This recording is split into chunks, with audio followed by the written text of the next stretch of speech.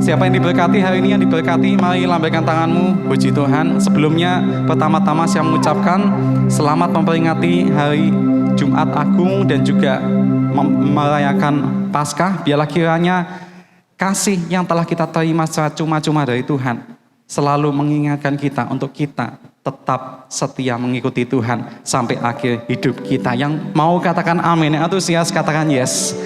Bapak Ibu Saudara sekalian, firman Tuhan yang saya ingin sampaikan bagi kita semua hari ini adalah tentang Golgota. Sebelum Yesus disalib, Markus 15 ayat 22 mencatat, mereka, yaitu para tentara Romawi, membawa Yesus ke tempat yang bernama Golgota, yang berarti tempat tengkorak. Disambung di ayat 24, kemudian mereka, yaitu para tentara Romawi, menyalibkan dia, yaitu Yesus, lalu mereka membagi pakaiannya dengan membuang undi atasnya untuk menentukan bagian masing-masing. Ada seorang teolog dan juga penulis buku terkenal dari Skotlandia bernama William Barclay. Dia mengatakan penyaliban itu adalah kematian paling mengerikan yang pernah diciptakan oleh manusia. Dan memang kalau kita lihat sejarahnya nggak main-main. Yang namanya penyaliban itu memang betul-betul ngeri. Sejarah mencatat di tahun 71 sebelum Masehi. Gak main-main, ada sekitar 6.000 budak pemberontak yang disalib oleh pemerintah Romawi. Dan mereka dipajang di sepanjang jalanan. Sepanjang gak main-main ratusan kilometer, bukan hanya 1 kilometer, 2 kilometer, tapi sampai ratusan kilometer. Itu ada tontonan orang-orang yang disalib oleh pemerintah Romawi. Penyaliban itu memang betul-betul ngeri. Beberapa tahun kemudian di tahun 70 Masehi, pada masa perang Yahudi, gak main-main, ada banyak orang Yahudi yang disalib oleh pemerintah Romawi. Sampai saking banyaknya yang disalib, dikatakan sejarah mencatat, saat itu sampai gak ada lagi kayu untuk membuat salib. Dan sampai bingung, orang-orang yang mau disalib ini ditaruh di mana ya, karena saking banyaknya. Penyaliban itu memang betul-betul ngeri. Dan yang paling ngeri dari penyaliban itu adalah efek medisnya. Di mana korban yang disalib itu menderita rasa sakit yang begitu ekstrim, sakit yang begitu sakit yang enggak terbayang rasa sakitnya. Dan rasa sakitnya itu bukan cuma sebentar, bukan hanya beberapa menit, tapi bisa berjam-jam, bahkan dikatakan berhari-hari, sampai akhirnya sang korban itu meninggal. Bapak Ibu Saudara sekalian, saya yakin kalau kita hidup di zaman itu, dengar tentang penyaliban aja itu betul-betul ngeri, sesuatu yang menakutkan. Apalagi kalau kita menyaksikan sendiri, menyaksikan ada orang yang disalib. Bapak Ibu Saudara sekalian, yang saya mau tekankan di sini, sekalipun Yesus tahu bahwa penyaliban itu adalah suatu hal yang mengerikan, tapi yang luar biasa, Yesus tetap mau jalani itu. Yesus tetap mau tanggung itu. Lalu yang namanya penyaliban, demi apa? Demi untuk menyatakan kasih-Nya bagi saudara dan saya. Bapak Ibu Saudara sekalian, hari ini kita mau belajar 3 makna dari penyaliban Yesus di Golgota. Makna yang pertama, penyaliban itu berbicara tentang apa? 2 pilihan. Apakah kita mau memilih Yesus Barabas atau Yesus Kristus? Matius 27 ayat 17 mencatat, karena mereka, yaitu orang banyak, sudah berkumpul di sana, Pilatus berkata kepada mereka, siapa yang kamu kehendaki kubebaskan bagimu? Yesus Barabas atau Yesus yang disebut Kristus? Kalau kita perhatikan pada waktu itu, ternyata di hari Jumat Agung itu, sebelum penyaliban, pagi-pagi, ternyata ada 2 orang yang sedang diadili. Di mana keduanya itu kebetulan sama-sama, namanya itu Yesus. Di mana yang pertama yaitu Yesus Barabas, dan yang kedua Yesus yang kita sembah, Yesus yang disebut Kristus. Dan saat itu semua orang banyak yang hadir, mereka semua ditawari 2 pilihan. Siapa yang mereka mau pilih? Mereka mau memilih Yesus Barabas atau mereka mau memilih Yesus yang disebut Kristus. Dan sayangnya akhirnya orang banyak yang hadir tempat itu, mereka malah memilih bebaskan Barabas, dan salibkan Yesus Kristus. Kalau kita perhatikan, jadi sebetulnya pada hari itu, di hari Jumat Agung, orang yang mau dihukum mati itu adalah orang yang namanya Yesus Barabas. Barabas ini sebetulnya sudah dijadwalkan, mungkin jauh-jauh hari oleh Pilatus, supaya di hari Jumat Agung itu dia disalib, dia dihukum mati. Tapi kehadiran Yesus di luar dugaan malah justru menggantikan orang yang bernama Barabas ini. Bapak Ibu Saudara sekalian, kalau kita bandingkan Yesus dengan Barabas ini sebetulnya enggak sebanding. Karena Yesus, dia jelas-jelas adalah orang yang enggak bersalah. Dibanding dengan Barabas, dia itu jelas-jelas pemberontak, apalagi pembunuh. Dia orang yang ditakuti pada zaman itu, penjahat yang betul-betul kelas kaliber, yang telah membunuh banyak orang. Orang-orang pada takut, tapi enggak tahu kenapa di hari Jumat Agung itu, orang banyak malah memilih bebaskan Barabas dan salibkan Yesus. Ini enggak sebanding. Yang menjadi pertanyaan, di manakah letak keadilannya? Bapak Ibu Saudara sekalian yang menarik, kalau kita perhatikan, arti nama Kristus itu adalah yang diurapi oleh Tuhan. Urapan Tuhan itu berbicara tentang apa?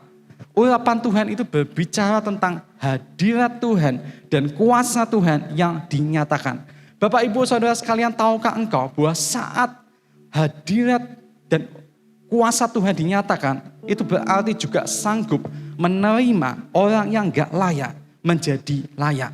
Barabas, dia jelas-jelas orang yang gak layak, karena dia jelas-jelas pemberontak, apalagi pembunuh. Dia gak layak untuk dikasihani, untuk diampuni. Tapi mengapa dia malah dibebaskan?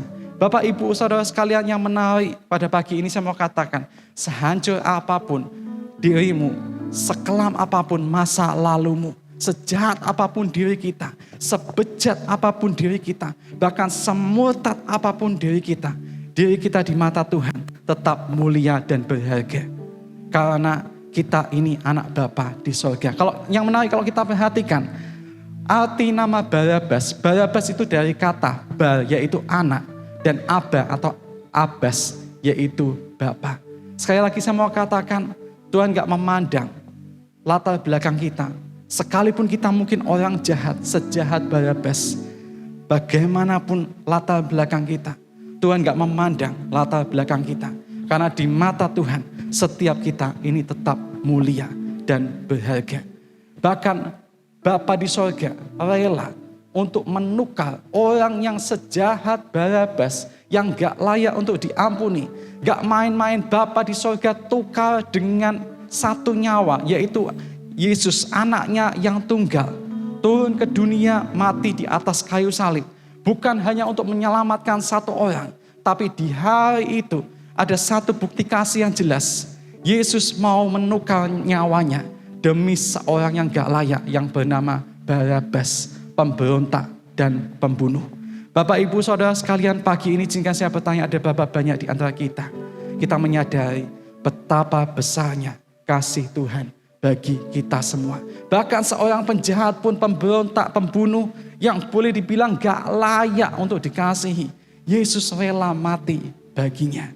Karena demi menyatakan kasihnya bagi kita semua. Supaya kita semua tahu, you are loved. Engkau semua, kita semua dikasihi oleh Tuhan. Bapak Ibu Saudara sekalian, ada satu kata mutiara indah bagi kita semua pagi ini. Dunia selalu memandang kesalahan kita di tengah kesempurnaan yang ada. Tetapi kasih Tuhan selalu memandang kesempurnaan kita di tengah kesalahan yang ada. Di mata dunia, apa yang baik, apa yang benar dari seorang yang bernama Barabas. Wong dia itu jelas-jelas pembunuh, apalagi pemberontak. Dia itu gak layak untuk dikasih sama sekali. Tapi dengar baik-baik, cara Tuhan memandang kita itu berbeda.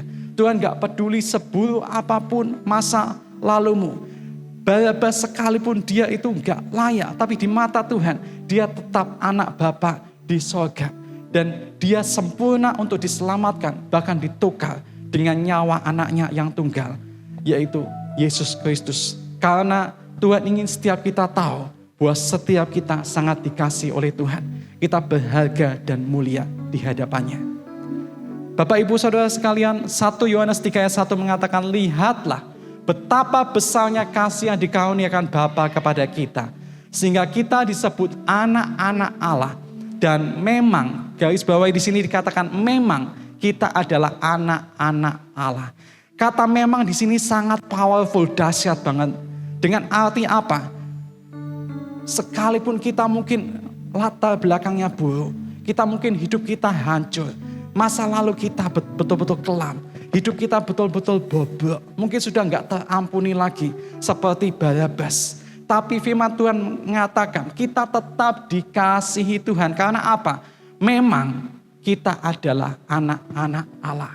Saya nggak tahu hari ini mungkin hidup kita begitu hancur, mungkin kita begitu jauh jatuh di dalam dosa. Bapak Ibu Saudara sekalian, ketahuilah bahwa Tuhan enggak memandang latar belakangmu, Tuhan tetap mengasihi setiap kita. Karena setiap kita itu berharga dan mulia di hadapannya. Kita adalah anak-anak Bapa di surga. Hal ini jika saya bertanya, ada berapa banyak di antara kita sadar bahwa kita adalah anak Bapa di surga dan kita adalah kepunyaannya yang paling berharga dan mulia. Yang setuju, mari lambaikan tanganmu. Puji Tuhan. Bapak Ibu Saudara sekalian, ada satu kata-kata indah dari seorang teolog dari New York bernama Timothy Keller. Dia berkata, Injil menyatakan bahwa kita lebih berdosa dari yang kita kira, tetapi juga lebih dikasihi sebagai anak oleh Bapa daripada yang pernah kita bayangkan.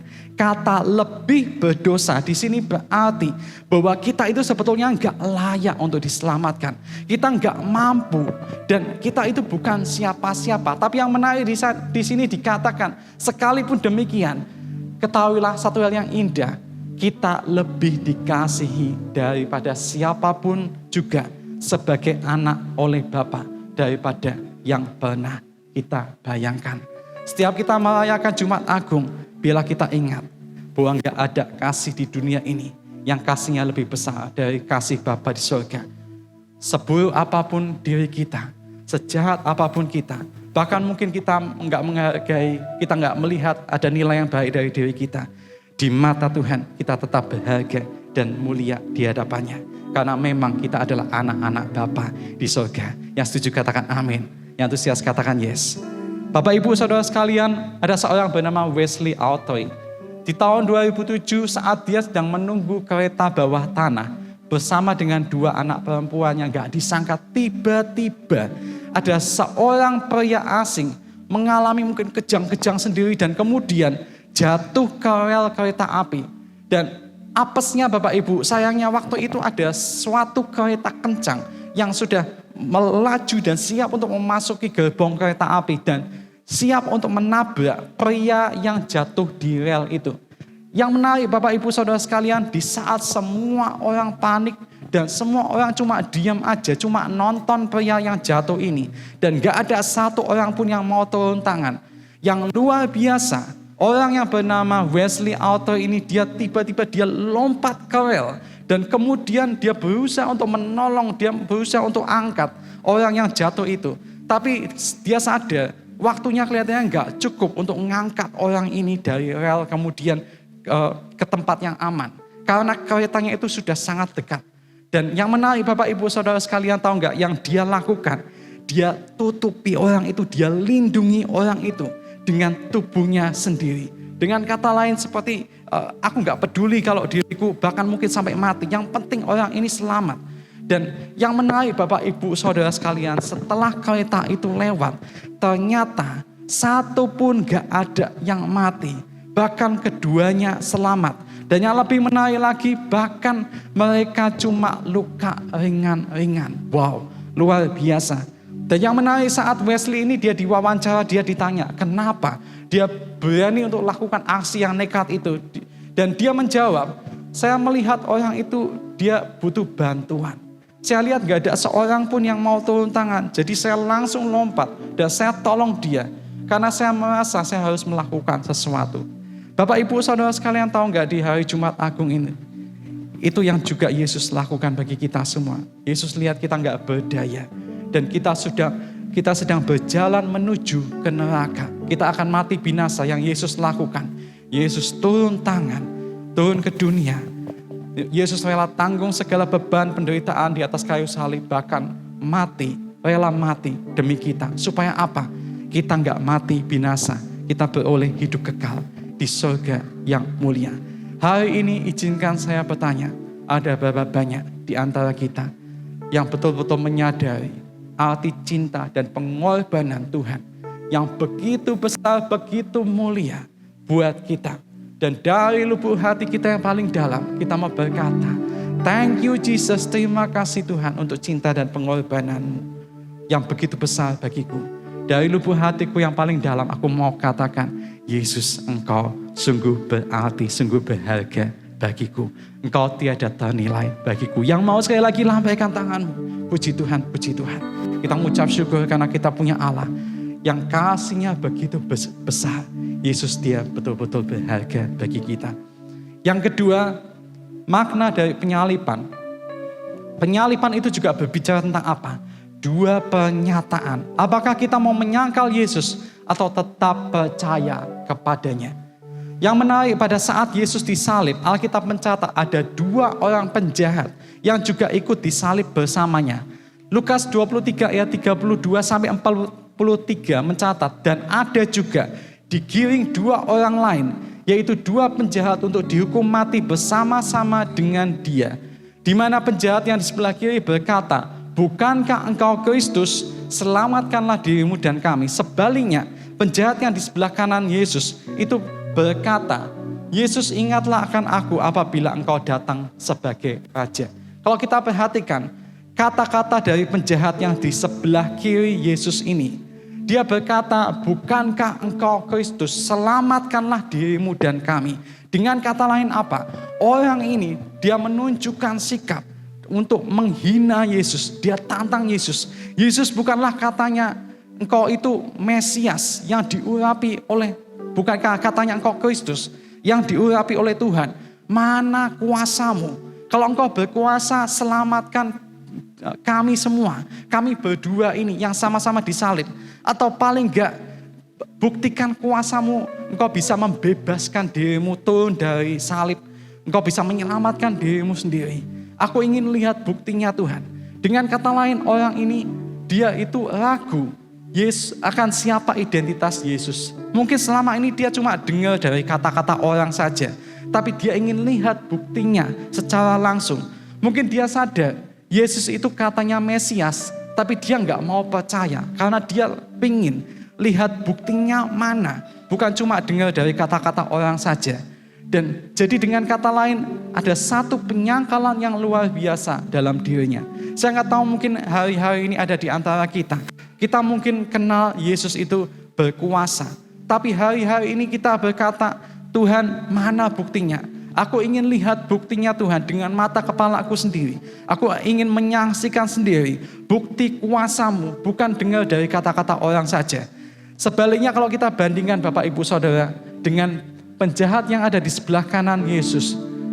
Kalau tadi yang di sebelah kiri dia menghina Yesus, bahkan menantang Yesus, mana kuasamu Tuhan? Yang di sebelah kanan ini beda. Dia berkata, Yesus, ingatlah akan aku apabila Engkau datang sebagai Raja. Dengan kata lain, dia tunjukkan sikap bukan menghina apalagi menantang, tapi dia memohon belas kasihan daripada Tuhan. Dia sadar, Tuhan, aku itu siapa? Aku orang yang hancur. Aku orang yang masa depannya itu kelam. Dan sebentar lagi hidupku bakal berakhir. Aku bukan siapa-siapa Tuhan. Tapi biarlah Engkau dengar Tuhan. Hari ini iman percayaku gak perlu bukti. Aku gak perlu bukti, aku gak perlu dengar dari orang banyak. Tapi hari ini juga Tuhan, biarlah Engkau dengar deklarasi iman percayaku, bahwa aku deklarasikan Engkau secara pribadi. Yesus, Engkau sebagai Rajaku yang sejati. Wow, di sini kita melihat imannya yang betul-betul luar biasa. Orang ini luar biasa imannya. Dia berkata, aku gak perlu bukti Tuhan bahwa Engkau berkuasa. Aku cukup deklarasikan dari hatiku yang paling dalam bahwa Yesus, Engkau betul-betul berkuasa bagiku. Mengapa? Karena Yesus aku jadikan sebagai rajaku yang sejati. Yang menarik, selesai penjahat itu berkata seperti itu.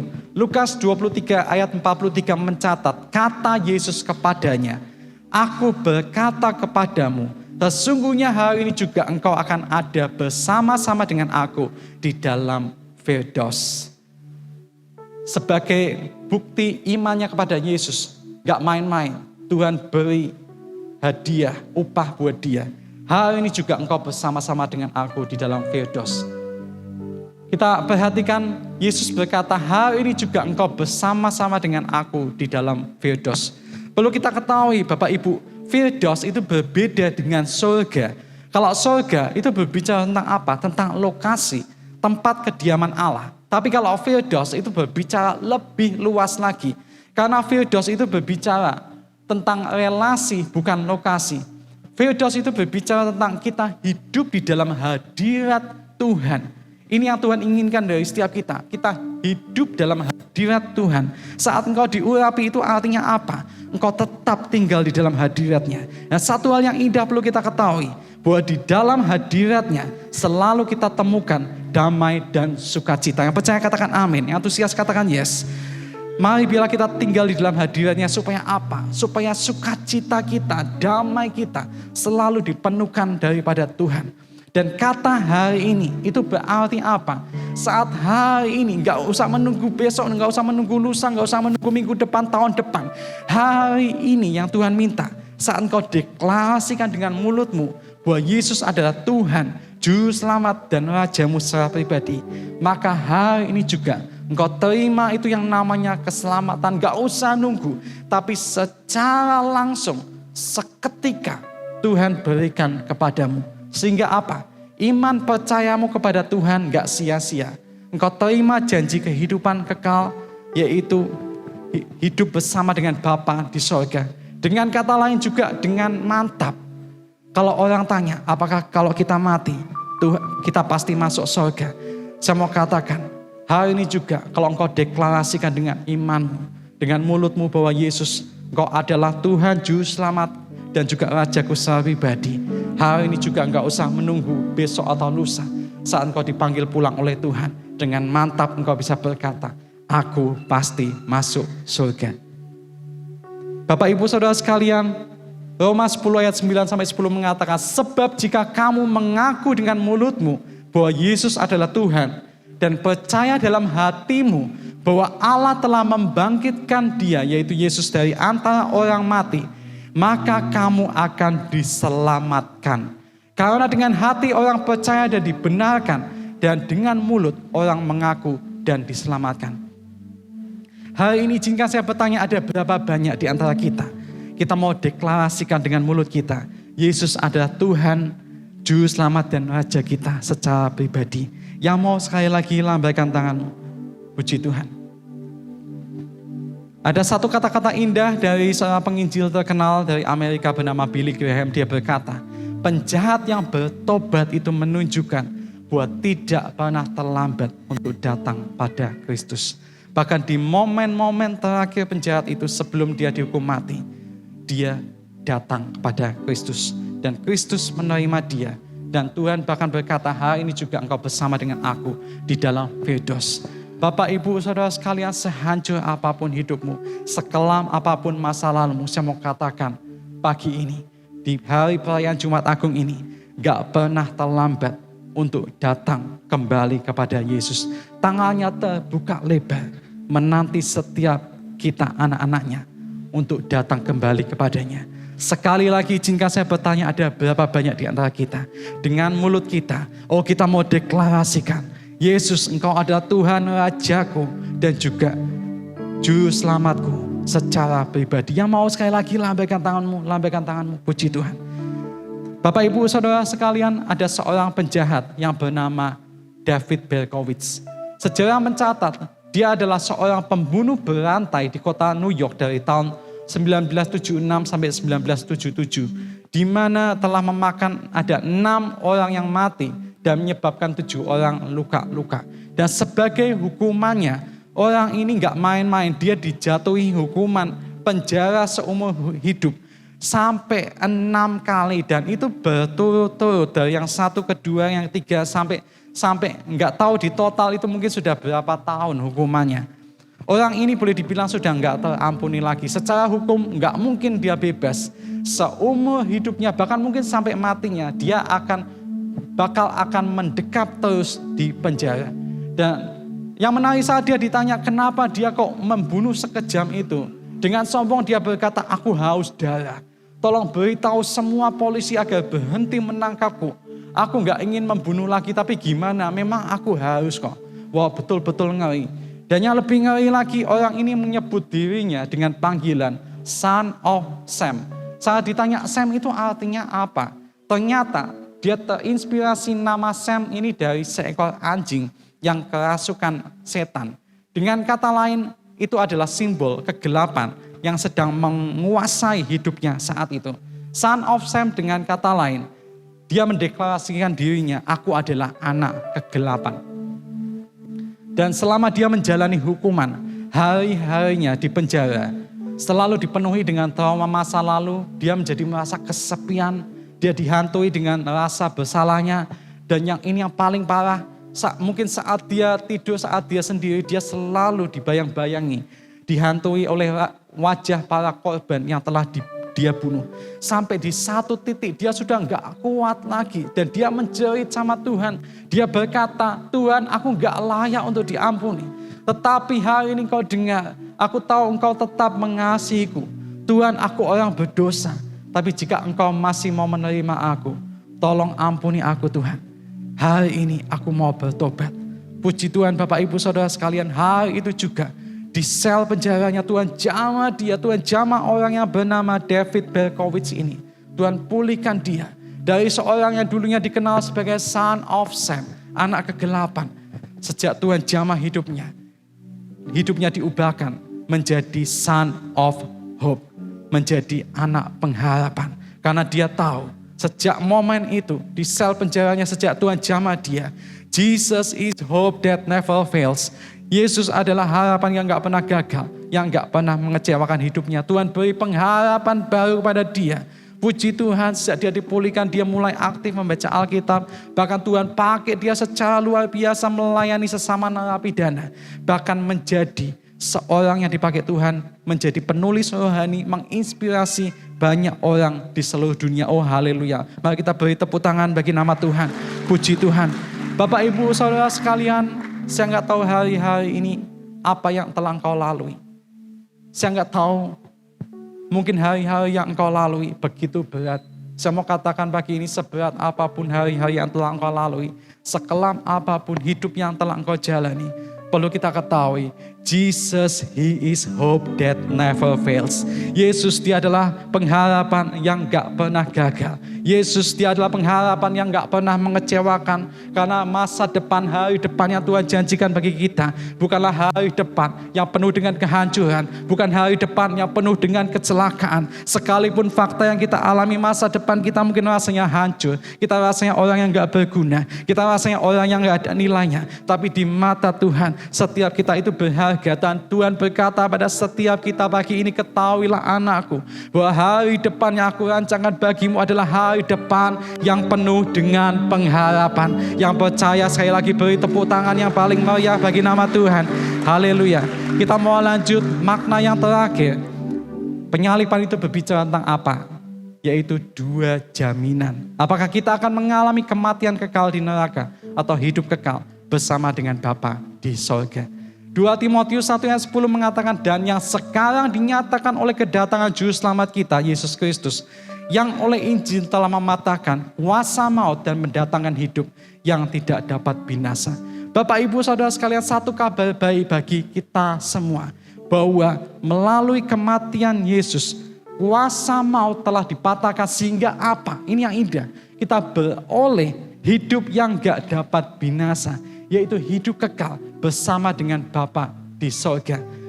Ibrani 2 ayat 14-15 mengatakan, supaya oleh kematian Yesus memusnahkan dia, yaitu iblis yang berkuasa atas maut, dan supaya dengan jalan demikian Yesus membebaskan mereka yang seumur hidupnya berada dalam perhambaan oleh karena takutnya kepada maut. Kita mengucap syukur juga oleh kematian Yesus di hari Jumat Agung ini. Kita diberi kuasa untuk kita bisa bebas, kita bisa lepas dari segala dosa yang memperhamba hidup kita. Hanya menjadi pertanyaan Bapak Ibu Saudara sekalian, apakah hari ini engkau mau pakai kuasa yang Tuhan telah berikan kepadamu untuk engkau bisa lepas daripada dosa-dosa yang memperhamba, yang memperbudak hidupmu. Sayangnya yang terjadi Bapak Ibu Saudara sekalian, orang Kristen bukan memilih untuk lepas, tapi dah dinikmati aja itu yang namanya dosa. Ngapain ditolak-tolak dosa? Wong dosa itu enak kok, udah dinikmati saja. Bapak Ibu Saudara sekalian, firman Tuhan bagi hari ini suatu teguran bagi kita. Apakah kita mau lepas daripada dosa-dosa yang mengikat kita, atau kita mau tetap tinggal di dalam dosa? Bapak Ibu Saudara sekalian, 1 Korintus 15 ayat 57 mengatakan, tetapi syukur kepada Allah yang telah memberikan kepada kita kemenangan oleh Yesus Kristus Tuhan kita.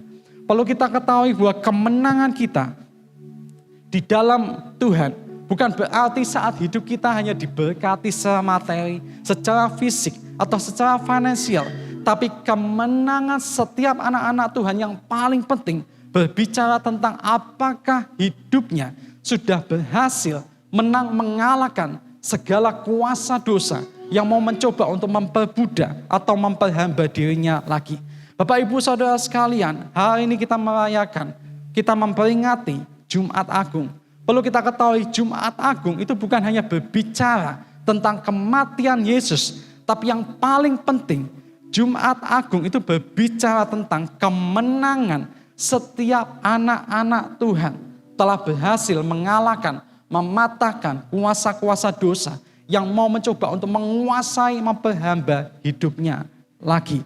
Yang menjadi pertanyaan saat ini, apakah engkau sudah berhasil mengalahkan dosa-dosa yang mau mencoba untuk mengikat hidupmu lagi? Satu ayat terkenal di dalam 1 Korintus 15 ayat 58 mengatakan, karena itu saudara-saudaraku yang kekasih, berdirilah teguh, jangan goyah dan giatlah selalu dalam pekerjaan Tuhan. Sebab kamu tahu bahwa dalam persekutuan dengan Tuhan, jerih payahmu tidak sia-sia. Bapak Ibu Saudara sekalian, firman Tuhan mengatakan hari-hari ini itu adalah hari-hari yang jahat. Perlu kita ketahui bahwa yang namanya cobaan, godaan, dan tantangan makin hari gak makin membaik, tapi justru malah makin berat, makin buruk. Bapak Ibu Saudara sekalian, dunia di sekitar kita kalau kita perhatikan kondisinya makin hari makin parah. Kondisi emas mungkin parah, kondisi mungkin bahkan minyak mungkin mengefek ke harga-harga yang lain bakal makin memburuk. Bapak Ibu Saudara sekalian, satu fakta bagi kita semua, kita nggak bisa mengubah kondisi yang ada di sekitar kita. Kita nggak bisa perbaiki yang terjadi di sekitar kita. Tapi satu hal yang kita bisa lakukan di peringatan Jumat Agung ini, mari perbaiki dirimu terlebih dahulu. Anak-anak Tuhan di tempat ini, saya ajak, mari pagi ini kita tetap berdiri teguh, jangan goyah dan giat selalu dalam pekerjaan Tuhan. Dikatakan, sebab kamu tahu dalam persekutuan dengan Tuhan, jerih payahmu gak sia-sia. Ada upah kekal yang Tuhan telah sediakan bagi setiap kita, umat-umat yang dikasih oleh Tuhan, yaitu mahkota kehidupan yang telah Tuhan sediakan bagi kita saat kita dipanggil pulang oleh Tuhan nanti. Nah, semua tadi kalau kita bisa simpulkan, inti dari perayaan Jumat Agung yang tiap tahun kita adakan itu adalah ini. Melalui kematian Yesus di atas kayu salib, ada jaminan bagi setiap kita orang percaya bahwa kuasa maut telah dipatahkan sehingga apa? Kita beroleh hidup yang gak binasa. Dengan mantap kita bisa katakan saat Tuhan panggil aku pulang, aku pasti masuk surga. Dan hari ini juga kuasa iblis yang mungkin telah selama ini mengikat hidupmu, Tuhan patahkan sehingga engkau bebas, engkau gak lagi diperhamba oleh yang namanya dosa. Engkau alami kemenangan di dalam Kristus. Dan mari biarlah engkau tetap pertahankan kemenanganmu itu. Engkau tetap setia apapun yang terjadi. Jangan menoleh ke kanan ke kiri, apalagi menoleh ke belakang. Tetap maju terus, setia mengikut Tuhan. Karena kita tahu jerih payah kita di dalam Tuhan gak sia-sia. Sekalipun mungkin kita berpikir, aku sudah mengikut Tuhan, aku sudah melayani Tuhan, tapi apa yang aku dapat? Bapak Ibu Saudara sekalian, ketahuilah, jerih payahmu di dalam Tuhan gak sia-sia. Gak main-main, Tuhan telah sediakan upah kekal bagi setiap kita, yaitu mahkota kehidupan saat kita dipanggil pulang oleh Tuhan nanti. Ada satu kata-kata indah dari Billy Graham lagi, dia berkata, salib adalah jembatan Allah dari surga ke bumi dan dari bumi ke surga bagi manusia. Kita mengucap syukur Yesus, dia mau mati bagi kita di hari Jumat Agung ini. Supaya apa? Dia bisa menjadi jembatan yang menyatukan kita dengan Bapa di surga. Sehingga mulai hari ini dan seterusnya, kita dengan mantap, kita dengan bebas bisa memanggilnya, ya Aba, ya Bapa. Bapak Ibu Saudara sekalian, saya mau tutup dengan kisah seorang yang bernama Wang Qiming. Wang Qiming ini dia merupakan pendeta dari suku minoritas di daerah Yunan di Cina. Jemaatnya itu sederhana dan boleh dibilang hanya orang-orang biasa.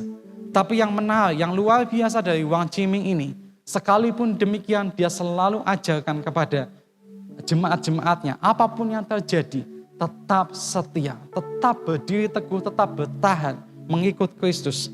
Gak disangka suatu kali Wang Qiming ini dia ditangkap oleh pemerintah setempat. Dan kemudian dia dipaksa untuk menyangkali imannya.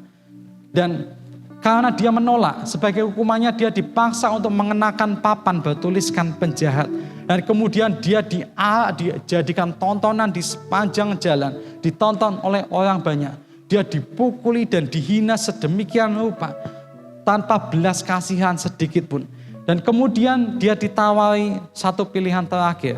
Kamu mau menyangkal Yesus atau tetap memilih setia kepadanya?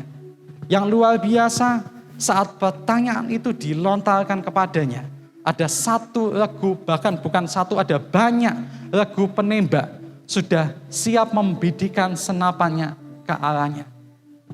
Yang luar biasa Bapak Ibu Saudara sekalian, menjawab pertanyaan itu, menanggapi itu, Wang Qiming dia berdiri dengan tubuhnya yang lemah habis dipukuli sedemikian rupa.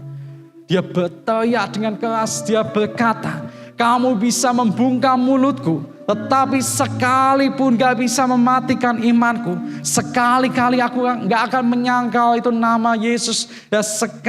Dan sampai akhir hidupku pun, aku akan tetap mengikut Yesus, percaya pada Yesus.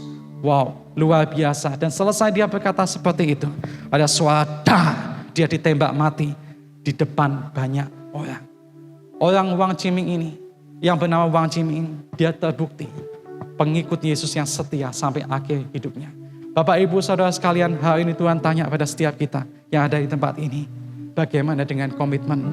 Apakah engkau adalah orang yang mau menyangkal Yesus dengan mudahnya, atau orang yang tetap akan setia sama Tuhan sampai akhir hidupmu? Engkau berkata, kamu bisa membungkam mulutku, situasi bisa membungkam aku, tetapi perlu dunia tahu sekali-kali gak bisa mematikan imanku. Sekalipun situasi rasanya menggoyahkan aku, sekalipun situasi rasanya berusaha untuk membunuh aku, tapi perlu dunia tahu bahwa sekali-kali aku gak akan pernah menyangkal Yesus dan aku akan mengikut Yesus sampai akhir hidupku. Ada berapa banyak di antara kita yang ada di tempat ini, kita adalah pengikut-pengikut Yesus yang setia. Orang yang berkata berkomitmen, aku akan mengikut Yesus apapun yang terjadi sampai akhir hidupku. Yang mau berkata seperti itu, mari lambaikan tanganmu, puji Tuhan, puji Tuhan. Bapak Ibu Saudara sekalian, ketahuilah saat ini pilihan ada di tangan kita. Apakah kita mau menyangkal Yesus atau kita mau berkata, apapun yang terjadi, aku tetap akan percaya, setia pada Yesus sampai akhir hidupku. Ketahuilah melalui kematian Yesus di atas kayu salib, kuasa maut telah dipatahkan. Kuasa maut, iblis gak berkuasa lagi atas hidup kita. Jangan mau diperhamba lagi oleh kuasa dosa. Mari tetap berdiri teguh. Engkau pertahankan imanmu, karena engkau tahu engkau ditebus bukan dengan darah yang fana, tapi dengan darah Kristus yang mahal. Mari anak-anak Tuhan di tempat ini, kita menjadi pengikut-pengikut Yesus yang setia. Karena kita sadar Yesus engkau sungguh berharga. Amin. Saya undang kita semua untuk bangkit berdiri. Kita mau nyanyikan lagu tadi. Semua karena salib-Mu Tuhan. Engkau menjadikan kami berharga dan mulia di hadapan-Mu. Terima kasih buat cinta-Mu, pengorbanan-Mu yang begitu besar Tuhan. Di mataku engkau sungguh tiada ternilai. Engkau sungguh berarti, sungguh berharga bagiku. Terima kasih Tuhan Yesus. Sama-sama katakan. Di hidupku, terima kasih Tuhan Yesus buat cintamu. Kau berikan hidup yang baru. Darahmu menyucikan, pulihkan hatiku. Ku nyatakan Kaulah segalanya. Engkaulah sumber pengharapan. Kuasa-Mu sanggup menyembuhkan. Jiwaku pun bersorak hanya kepadamu. Yesus, Kaulah segalanya. Sama-sama nyatakan dengan imanmu. Karena salib-Mu ku hidup. Karena salib-Mu ku menang. Engkau yang berkuasa, sanggup untuk melakukan mujizat-Mu. Karena salib-Mu ku hidup. Karena salib-Mu ku menang. Engkau yang berkuasa, sanggup untuk melakukan mujizat-Mu di hidupku. Terima kasih Tuhan. Sekali lagi kami mau deklarasikan, hanya Kau Tuhan di hidup kami. Hanya Kau Tuhan di hidupku. Kau berikan hidup yang baru. Darah-Mu menyucikan, pulihkan hatiku. Ku nyatakan Kaulah segalanya. Engkaulah sumber pengharapan. Kuasa-Mu sanggup menyembuhkan. Jiwaku pun berserah hanya kepadamu. Yesus, Kaulah segalanya. Sekali lagi sama-sama nyatakan. Karena salib-Mu ku hidup. Karena salib-Mu ku menang. Engkau yang berkuasa, sanggup untuk melakukan mujizat-Mu. Karena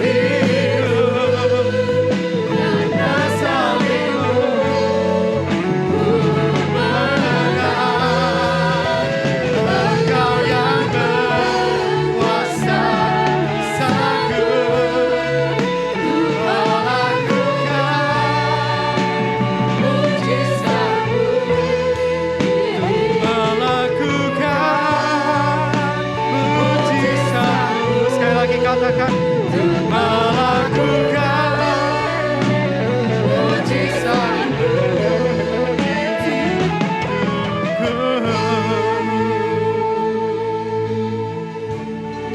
Terima kasih Tuhan Yesus.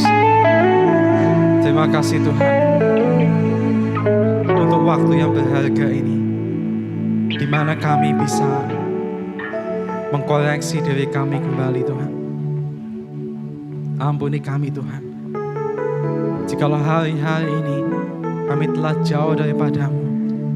Ampuni kami Tuhan, jikalau terlalu sering kami mengecewakan Engkau, terlalu mudah kami menyakiti hatimu. Tuhan, Engkau lihat kami pagi ini yang datang dengan segenap kekurangan kami, segenap ketidakberdayaan kami. Pagi ini dengan segenap kerendahan hati kami mau bertobat Tuhan. Kami mau datang kembali kepadamu. Dalam nama Tuhan Yesus, Engkau terima setiap anak-anak-Mu di tempat ini kembali Tuhan. Bawa kami mendekat kepadamu Tuhan. Dan kami berdoa bilang gak ada satu hal pun lagi Tuhan.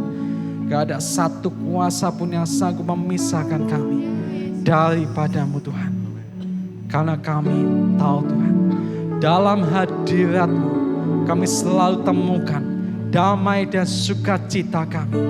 Dalam hadirat-Mu Tuhan kami temukan alasan kami untuk hidup, yaitu menjadi penyembah-penyembah-Mu yang menyembah Engkau dalam roh dan kebenaran.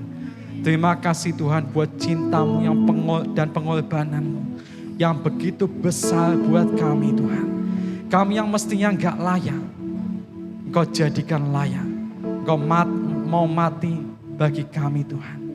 Terima kasih Tuhan buat keselamatan yang begitu berharga yang kami boleh terima Tuhan.